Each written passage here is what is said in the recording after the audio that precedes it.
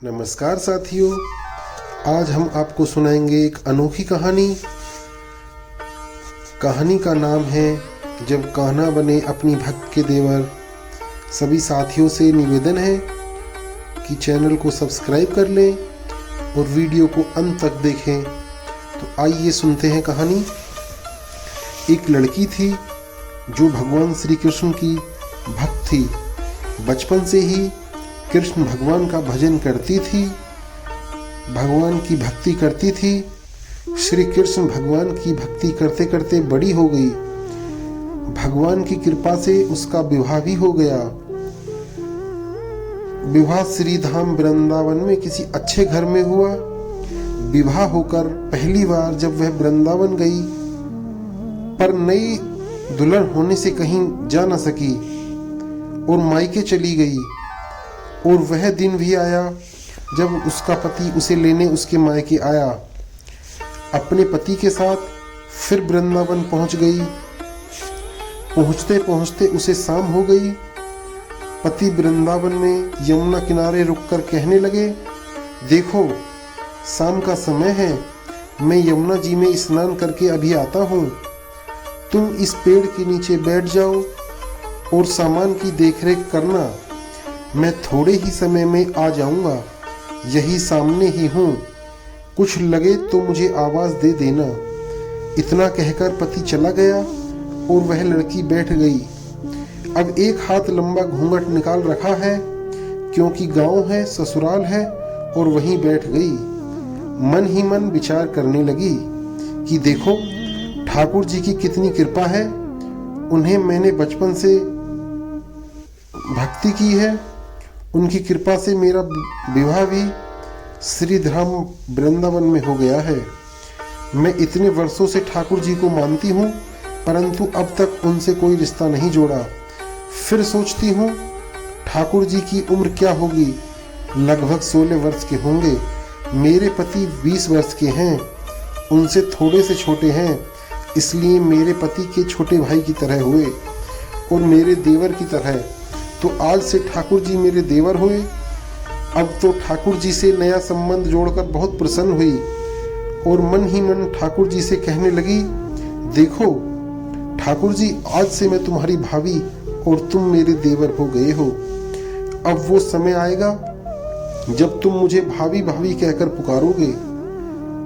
इतना सोच ही रही थी, तभी एक 10-15 वर्ष का बालक आया और उस लड़की से बोला, भाभी भाभी। लड़की अचानक अपने भाव में बह आई और सोचने लगी, वृंदावन में मैं तो नई हूं, ये भाभी कहकर कौन बुला रहा है। नई थी इसलिए घूंघट उठकर नहीं देखा कि गांव के किसी बड़े बूढ़े ने देख लिया तो बड़ी बदनामी होगी। अब वह बालक बार बार कहता, पर वह उत्तर न देती। बालक पास आया और बोला, भाभी तनिक अपना चेहरा तो दिखाई दे।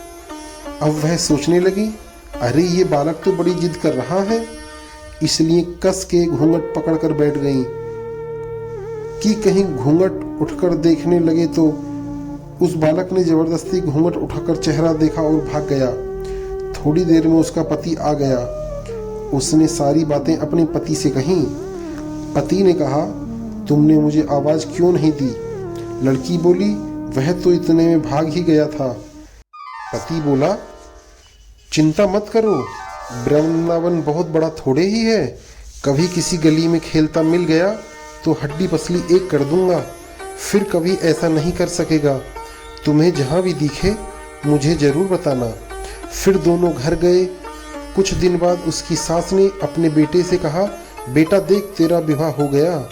बहू मायके से भी आ गई, पर तुम दोनों अभी तक बांके बिहारी जी के दर्शन के लिए नहीं गए। कल जाकर बहू को दर्शन करा कर लाना। अब अगले दिन दोनों पति पत्नी ठाकुर जी के दर्शन के लिए मंदिर जाते हैं। मंदिर में बहुत भीड़ थी। लड़का कहने लगा, देखो तुम स्त्रियों के साथ आगे जाकर दर्शन करो, मैं भी आता हूँ। अब वह आगे गई, पर घूंघट नहीं उठाती। उसे डर लगता, कोई बड़ा बूढ़ा देखेगा तो कहेगा, नई बहू घूंघट के बिन घूम रही है। बहुत देर हो गई। पीछे से पति ने आकर कहा, अरे बावली, बिहारी जी सामने हैं, घूंघट काहे ना खोलो। घूंघट नहीं खोलेगी तो दर्शन कैसे करेगी। अब उसने अपना घूंघट उठाया और जो बांके बिहारी जी की ओर देखा तो बांके बिहारी जी की जगह वही बालक मुस्कुराता हुआ दिखा। तो एकदम से चिल्लाने लगी, सुनिए, जल्दी आओ, जल्दी आओ। पति पीछे से भागा भागा आया और बोला, क्या हुआ। लड़की बोली, उस दिन जो मुझे भाभी भाभी कहकर भागा था वह बालक मिल गया। पति ने कहा, कहाँ है, अभी उसे देखता हूँ। तो ठाकुर जी की ओर इशारा करके बोली, ये रहा, आपके सामने ही तो है। उसके पति ने जो देखा तो अवाक रह गया और बोला, तुम धन्य हो, वास्तव में तुम्हारे हृदय में सच्चा भाव ठाकुर जी के प्रति है।